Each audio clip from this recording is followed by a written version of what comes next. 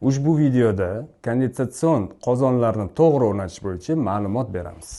Airfield kondensatsion kotlovlarimizni dimoxodini tekis o'rnatsangiz ham bo'ladi, chunki ichki qismida ukloni qozonga qarab berilgan.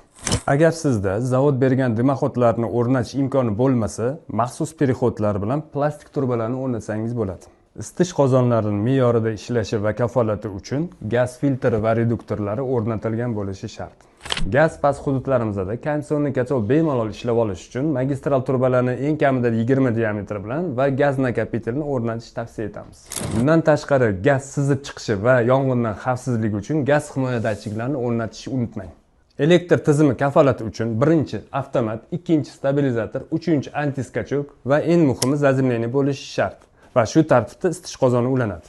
Isitish qozonini suv tizimidagi metall zarrachalardan va chiqindilardan himoya qilish uchun Sechnik kasoy filtrdan yo universal filtrdan foydalaning.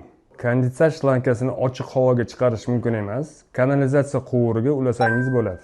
Kondensatsion qozonlarimizni birinchi ishga tushirilish servis xodimlari orqali amalga oshiriladi. Xizmatlar mutlaqo bepul.